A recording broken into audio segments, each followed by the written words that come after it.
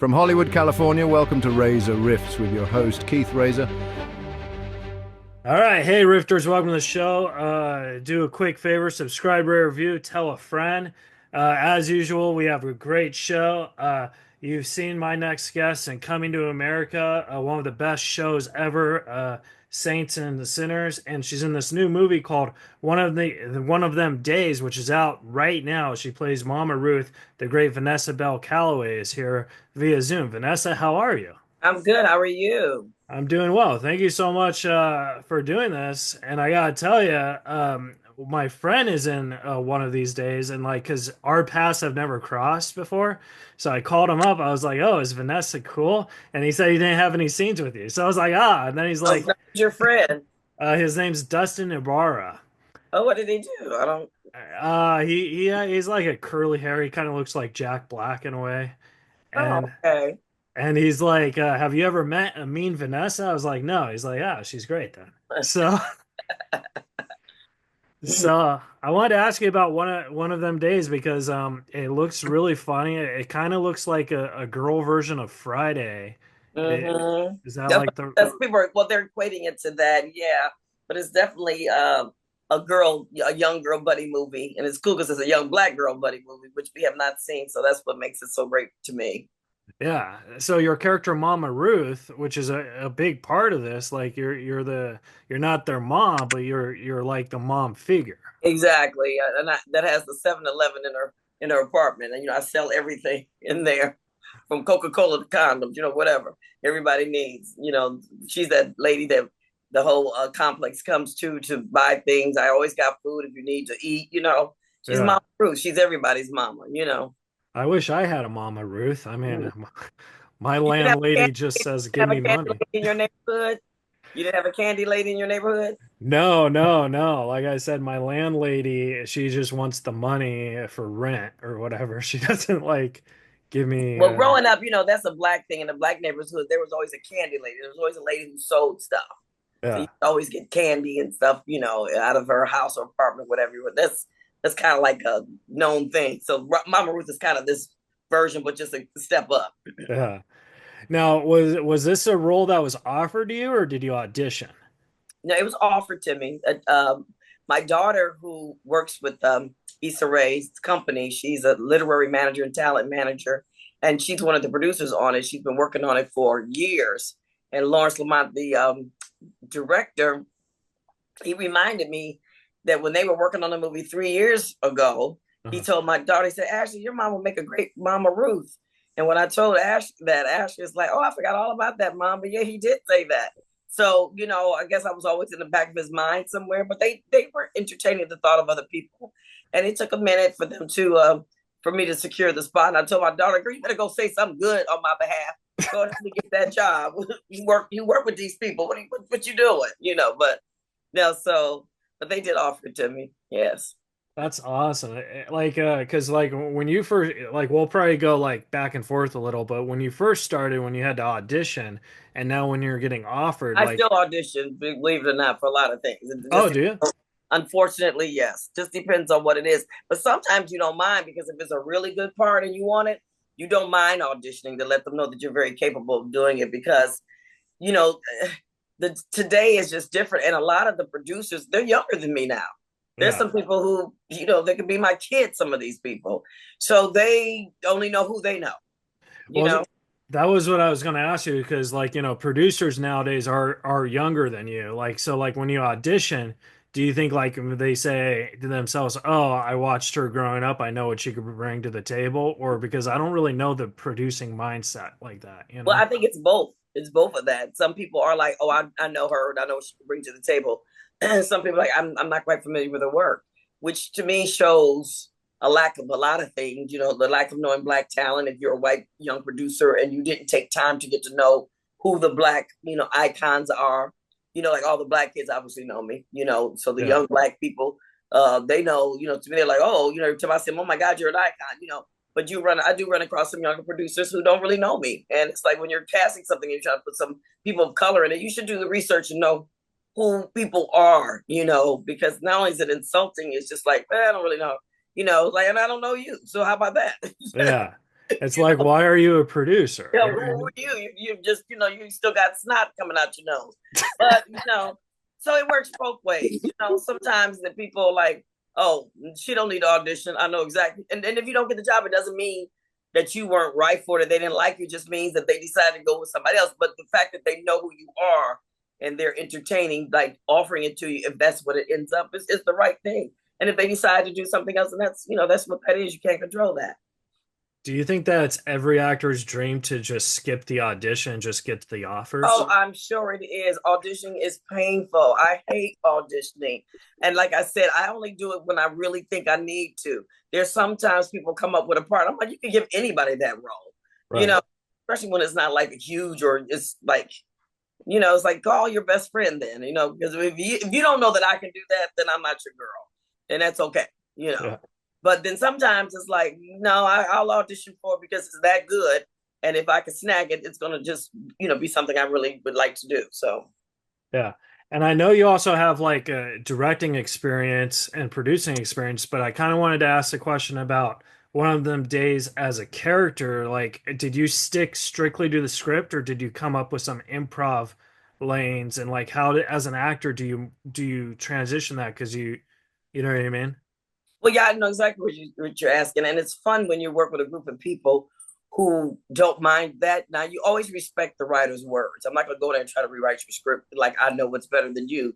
And guess what? And I don't want to have to work that hard. So I'm going to learn, wrote, and deliver that. However, it is wise of the people, in Video Village, i.e. producers, writers, to see what that actor or actress can bring to it because you hired them because of a special skill set they have. So let them do them. Like, trust and believe, Cat Williams probably was going crazy, because he's Cat Williams. Let him go there and be Cat Williams. Right. He's intent of what you need. He's going to delete as long as you know how to land the plane. And so what I did is I created some things and then they stopped and they threw things at me. Like Issa would come in and say, say this next time. They would think so, okay, next time say this. So everybody was playing. I was playing, they were playing. And then that way, the director has the best stuff to use in the editing room. And you never know what's going to hysterical is going to happen. Because once you got it the way it's written, you got it. Okay, we got that. We got that version, the version that was written. Now, well, let's see what else can happen. And that's when the magic happens, because you'll just say something spontaneous and you say it one time and you say it right and it's funny as heck and you don't need to do it again. Right. Now they got that version as well. So it's always good when you're in a group or when you're with a group of people that don't mind you playing on the words, especially after you deliver what's been written. I'm doing that now. We're doing the second season of Vince Staples. And a lot of that, I stick to the words. I've learned what was written. But then in some takes, if I feel I would say something a little different, because the one thing I have over them that they don't have is I'm a Black woman mother. They aren't. So Right. you got people writing from the perspective of what they think or what they remember their mother saying, but I really did it. So there might be something that is even funnier that I would say or do because I've lived it, Yeah. And they give me that room too to like go ahead and experiment, and then they'll come in and say, all right, change, go back to the original way, or at this time we decided don't say that line, say this line. So it's a collaboration, and when you work on a set that lets you collaborate, it's always better for the project and it's a lot more fun. Now, do they ever like consult you about stuff that you would do, like when you were a mother? Or I mean, you are still a mother, obviously, but like, do they ever console you, like, hey, Vanessa? Not in that case, not in that way, but like when you come to the set, there's always room for open discussion. And sometimes I say, would you do it that way? Or I'll say, you know what, this is, this would really wouldn't go down like this. Let me tell you why, because if that girl just said that to me, like we were on set the other day doing something, and one of the guest stars, she was getting too close in my space and being sassy. And the director was letting her do it. And I said, she would not get that close. Something would pop off. Right. So you need to she cannot get that close to my personal space being sassy like that. Right. Somebody I don't know. Because something, as crazy as my character is in Vince Staples, this woman, she is a honey, Black Mama, more than Black Mama 101. She is on steroids. Something would happen. So, things like that I have to bring in my personal experience. It's like I told myself, I'm a grown-ass woman. I would never let some little girl get close to me with an attitude like that. Are you kidding me? And then the director said, oh, yeah, you're right. So cases like that, I get to speak up. And say what I feel, or or just come to work and say, yeah, I don't know that I would say it exactly this way. This more sounds more like what would be real. Yeah. Uh, so when I found out you were doing the show, I tweeted it, and not to brag, but I am a D-list celebrity, so I have a fan base a little, and they all commented. They said, "Ask her about Death Spa," and I Oh tried. my God, tell them no, we're not talking about Death Spy. So Can you I tried bad to find this. It looked like a horror bad? movie. Hey, we all got one. That's mine. Let's keep moving. Okay. But so I never saw it. But did you die in Death Spa? Like, I mean, I think I did die. Yeah. oh my, I think I did die. Yeah. wow. But no, that's cool because like It was a bad horror movie, but that's all. no, but in a way that's also like a compliment because like that's how hardcore fans are, like where if they like your character in something, they'll follow you through your entire journey. You know what I they've mean? they've seen your best and they've seen your worst. Is that what you're saying? No, I'm not saying I cannot judge Death Spa. I didn't see it. Oh, So but you could if you watched it. It's up for grabs to judge. It's okay. And you would probably be right. So uh no apologies needed. Trust me. But guess what? It is what it is. It happened. It's over. yeah. But I wanted to ask you about soap operas, with the script tones and stuff, because on a soap opera, there's so many different stories going on. So as an actress, how do you like deal with your character when you don't really know the rest of the stories because they go on forever? You know what I But you mean? do know the rest of the stories when you're in a soap opera because you get the scripts ahead of time. This Okay. is how soap operas work, and it's some of the best training you'll ever have.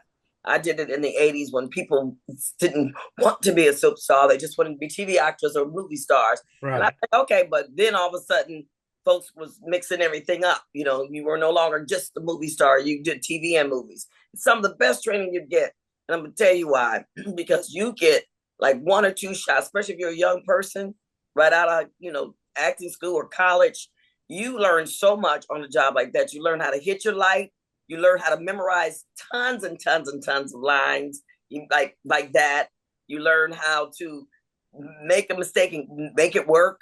You learn how to cry on cue. You learn so much. So, um, but you do know other people's story to answer your question because it's like you get scripts. So say like when I was doing All My Children, and I also did One Life to Live, but All My Children I'm more known for.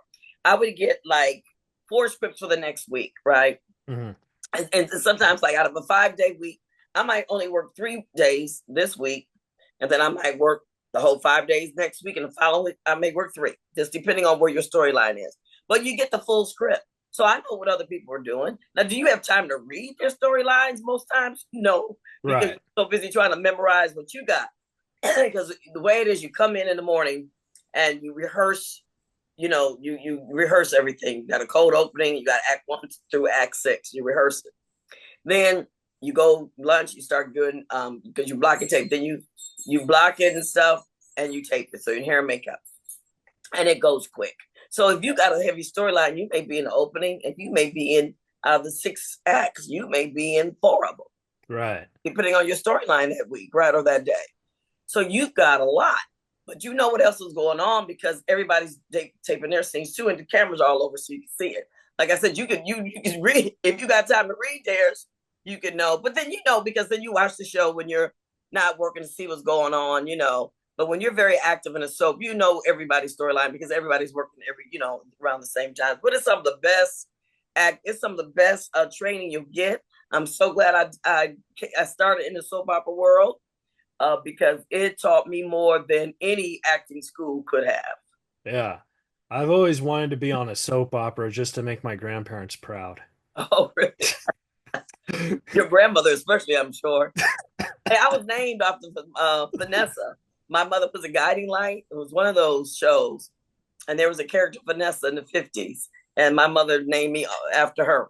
So Oh, that's yeah, awesome. yeah, but now I was named after a character on the soap opera. Oh.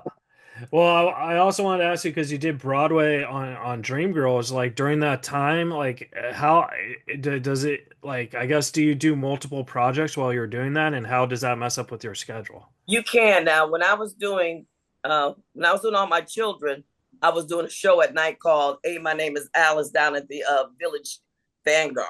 Uh-huh. So that's one time I was double dipping.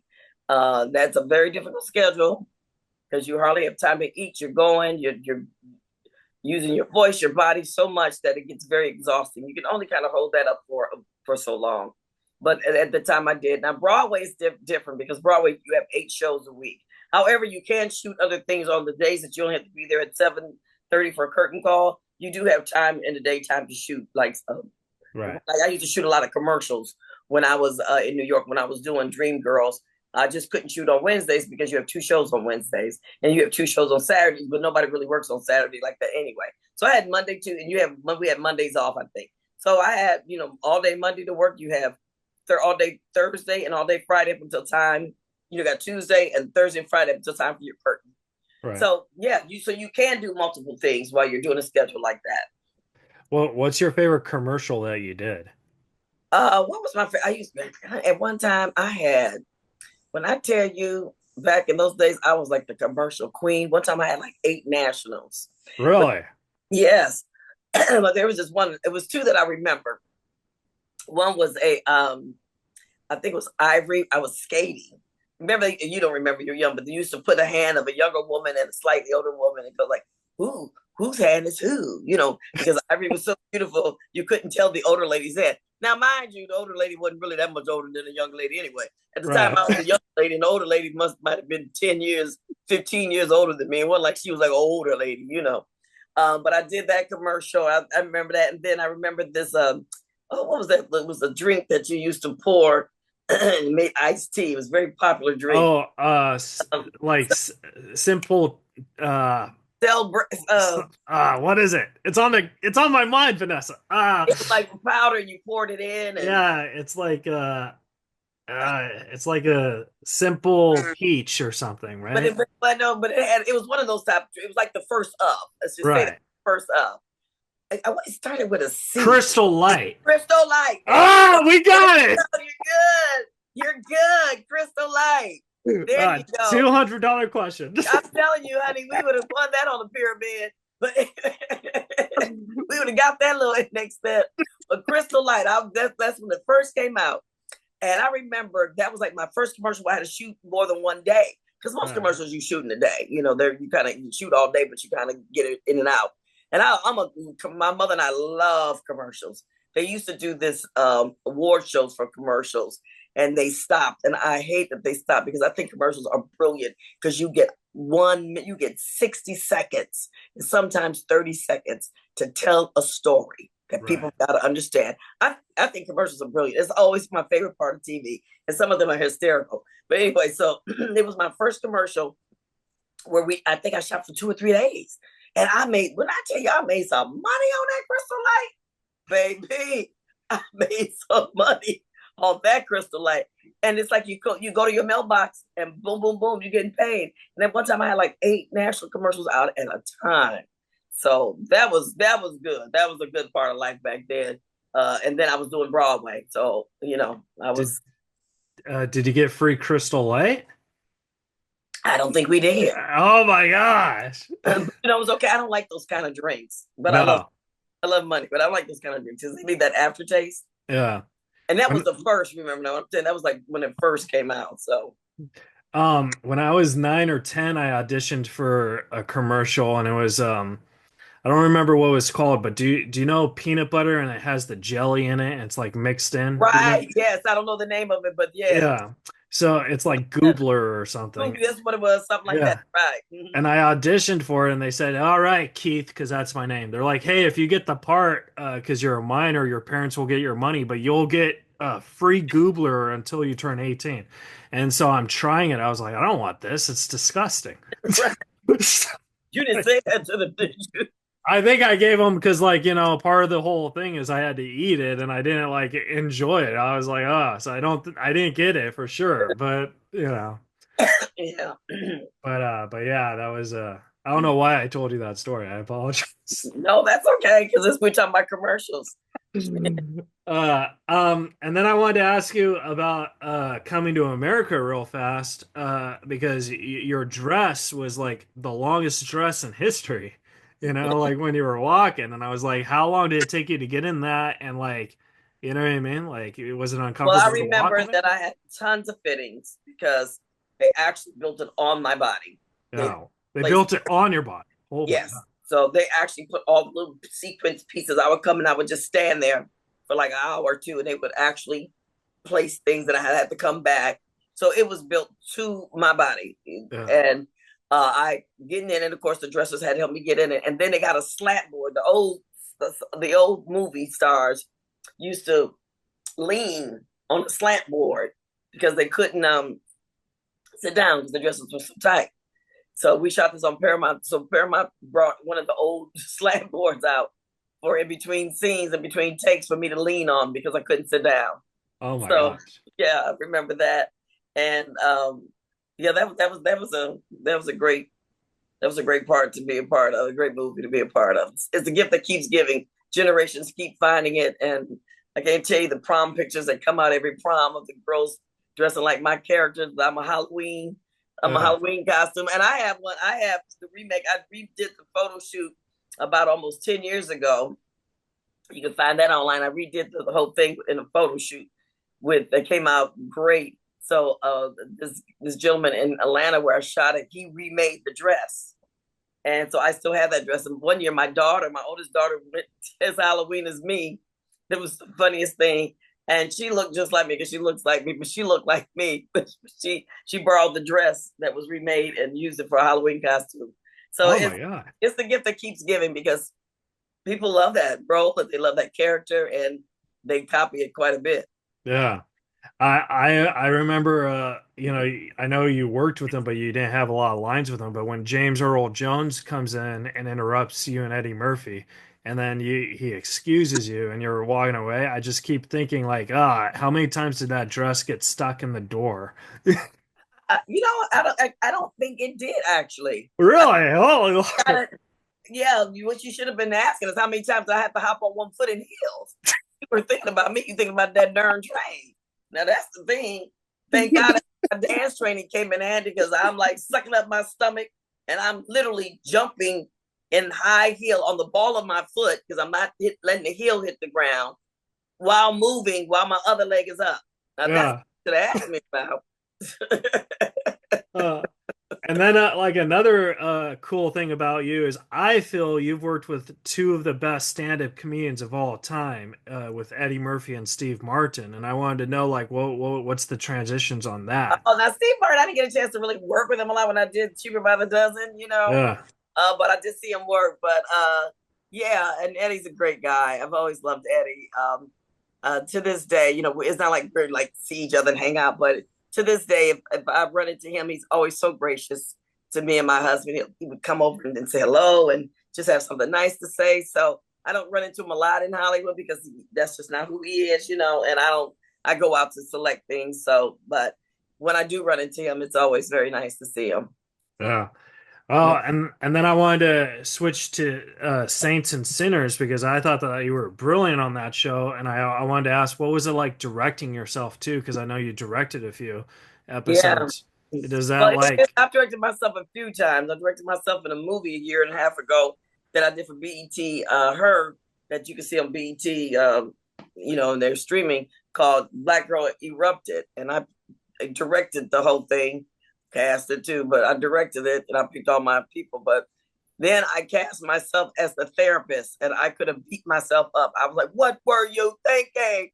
I had 2 days of scenes and I only had 10 days to shoot this movie. And out of the 10, I had to work and be the director and the actress. I wanted to beat myself up. But anyway, directing yourself is very interesting because you're working. And as you're doing the lines with the person, you're taking notes on one side of your brain. Like, okay, when the camera stops, let me tell her, or then let me tell her to do this, that. I wonder what the camera's doing. I need to see them. I need to play that back. So you're like talking to yourself while this side your brain, you're doing lines and you're being this character. So it's you know, I'm working on something right now that I'm going to try to get, you know, on TV hopefully by 2020. What is this, 2025 now? Yeah, 2025. Trying to by 2026. And I'm not going to be in that. I'm just going to direct it. Yeah. I'm like, no, I don't want to be in it. So I can just really focus on, you know, all the details. Well, I mean, I more power, to anyone who directs and acts in the same project because I feel like that is probably the most anxiety stressful job because you're worrying about the project as a whole, but then you're worried about your performance. You know what I mean? You are worried about your performance, and I was because the young lady that in this case, this movie I did, Saints and Sinners too. When people are like hitting it, they got their lines and they're doing a great job. You got to match that. You can't be like just because you're the director. Don't nobody know you're the director. You can't be lax and come off looking crazy. So you are worried about your performance because sometimes you don't have enough time to study your lines like everybody else because you're so busy talking to the DP and trying to direct other scenes and looking ahead at what scenes need to be shot and looking at locations and looking at costumes for your characters. You're doing so many other things that you're like, oh, yeah, I need to take some time to learn my lines.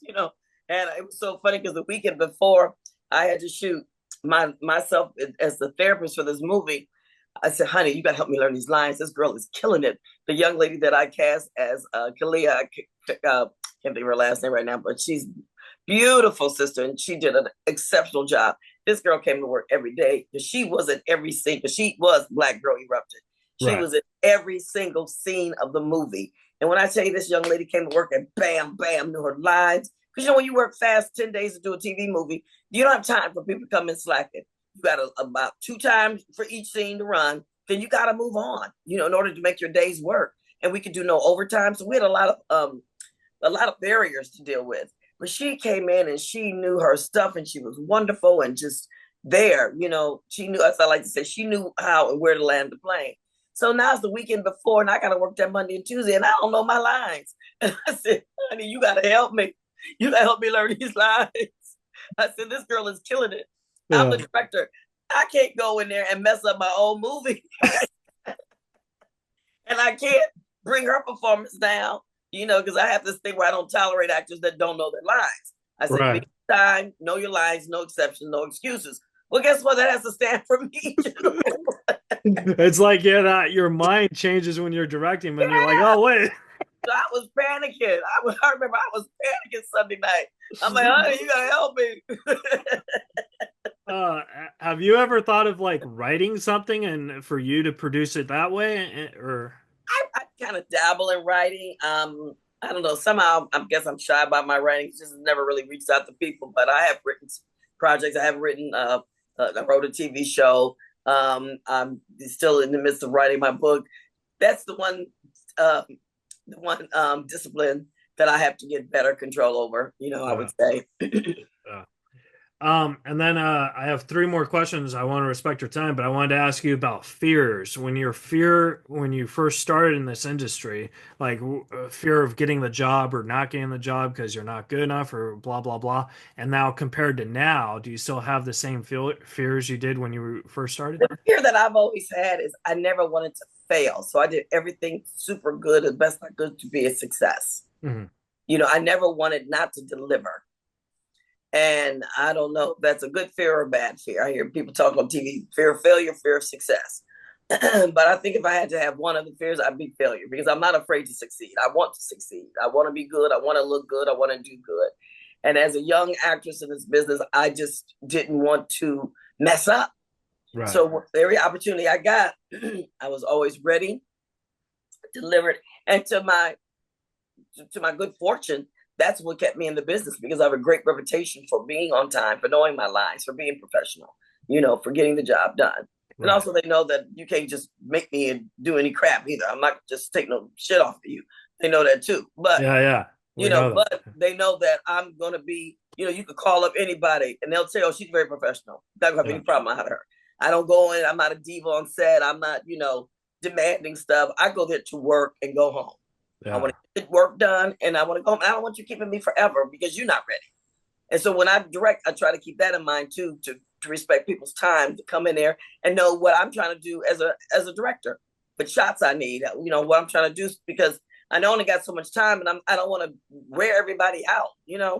So I think as a young actress, because that was my fear of being bad.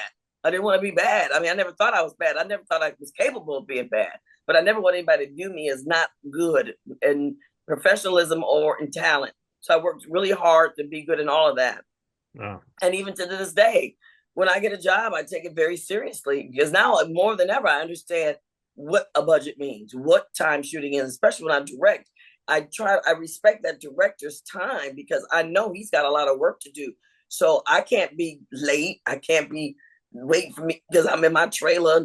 I'm now 15 minutes of good shooting time has gone by because you are being lottie-dottie, being a diva somewhere. Because those 15 minutes in a day add up. They 10 do, minutes, yeah. 15 minutes there. I respect that even more now that I direct because I know what that is. And that time costs money. Yeah. That's money that you're losing. So I try to be on, I'm always on time. I know my lines. And usually, we're gonna get in a couple of takes. I'm gonna give it to you, knock it out. Like, if you want to keep playing and do some other things, I'm willing to go as far as you want. But I'm gonna know what I'm supposed to know.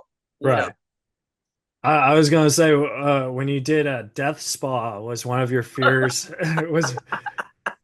was one of your fears saying, "Hey, we have a sequel to Death Spa"? You always know that these things are gonna follow you in life, and you pray that somehow they just gotta get brushed in the corner. Nobody, does. I think you might be the third person in my life that brought up Death Spa. I'm sorry, it was Twitter. But no, that was fear of not working. So that job came when you ain't got nothing better to do. And then okay, in my defense, I want to take you back to something. Okay. Back in that time, and I don't even think I met my husband yet. So this was, I've been married 37 years this year. So I hadn't even met him yet. So I'm 20, whatever. And back then, like what the young Black actresses have now, what they're exposed to, what they have accessibility to, we did not. Right. We didn't have nothing. They weren't trying to give us TV shows. They looked at maybe 5 Black actresses, and at the time they were older than me. They had been there a little longer, and those were the 5 that they were going to support. They didn't give a hoot's butt about nobody else. They didn't make projects for us. So trying to work was active part of just trying to stay alive in the industry. And then when people present a script to you, you just know you're going to be in a movie. How about that? And You're like, okay, well, it wasn't horrible. I didn't have to do anything degrading. I was in my bra and panties at a locker, but that's like, to me, that's like being on the beach in a bikini. So that was no big deal. And hey, I was cute. My body was cute. Why not? Right? Exactly. I don't know if I want to be on camera in a bra and panties right now, but back then, I don't know if my viewers want to see me in bra and panties. Right. But it was okay then, So to my defense, everybody's defense who has a Death Spa in their repertoire, you just wanted to work. So when somebody came up with a script, it ain't like you had 3 offers on the tables and you had to choose. No, that's true. Because we weren't doing nothing because they were too busy discriminating against Black actresses, and there was not a lot for us to do. So, and then you have Death Spa. I definitely have a Death Spa on my resume, but it's called House of Karma, and it's one of the worst horror films I've ever done. And I think I only did it because I do stand-up, and I thought, hey, if I do a horror movie, I could stop doing stand-up and just go to these conventions and sign a whole bunch of DVDs of House and Karma. I don't know, Vanessa, if you watch it, it's the worst movie you'll ever watch. I don't know. We have to have a runoff with Death Spa in your movie. And we'll do it. I wish I could go and sign some autographs somewhere for Death Spa. I'd take it if it was going to pay enough money. And at least I can get something out of that years later because I got nothing out of it back then. Well, we'll definitely do it. So my second to last question is, Vanessa, if you were a Ben and Jerry's ice cream flavor, what would you name your flavor and what would it be?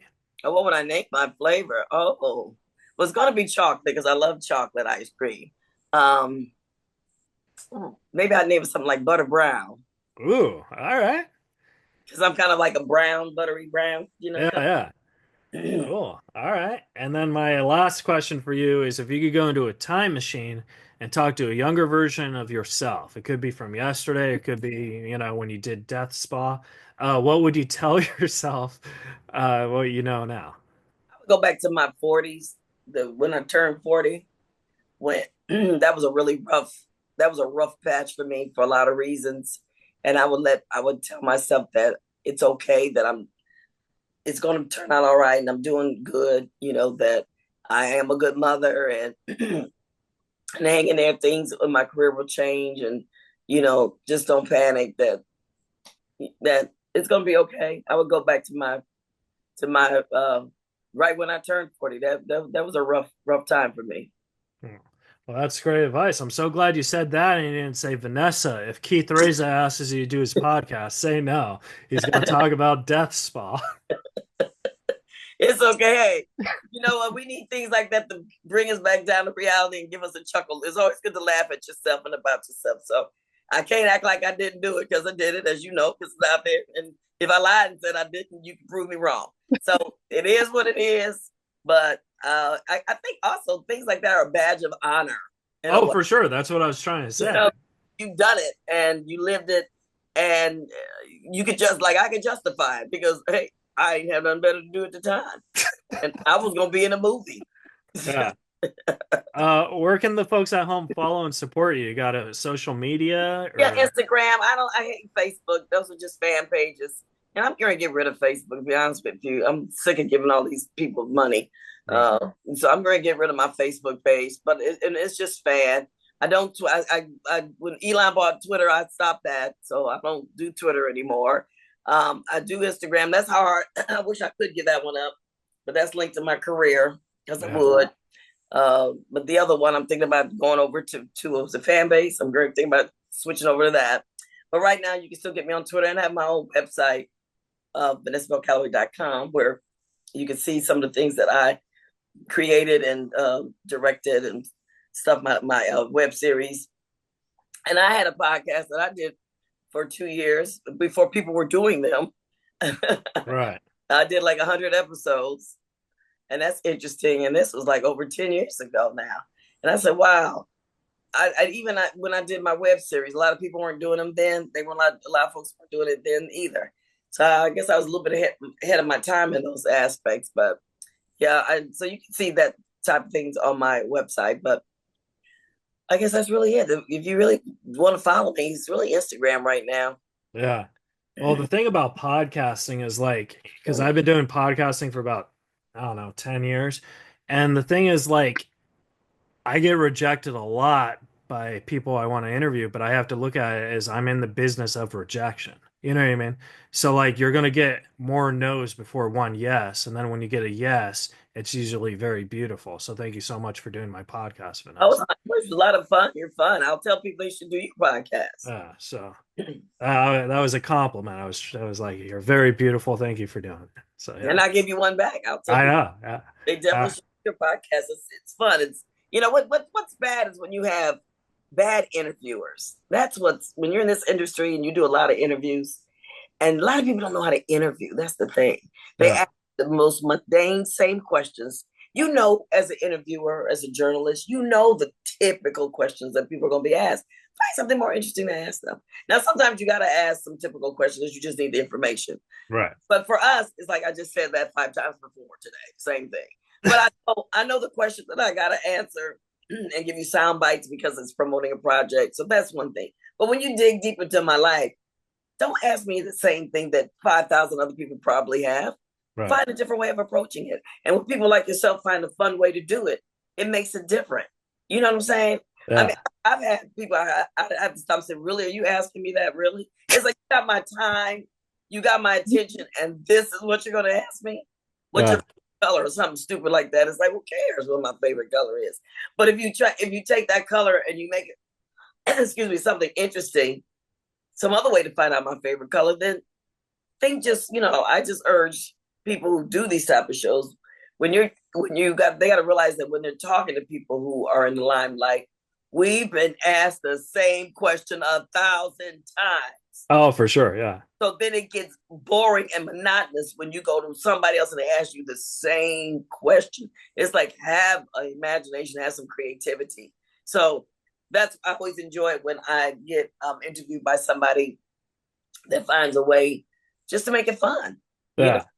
Well, thank you. That really means a lot to me. Yeah. And I had a blast talking with you. And thank you for being my best friend for 45 minutes. I really appreciate it. You got it, Keith. Not a problem. And get back those commercials. Hey, you don't know what you can do.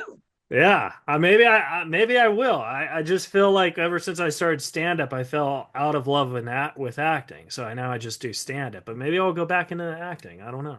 Hey, you know what? Never say never. You never know where Yeah. things take you because you've got a great look.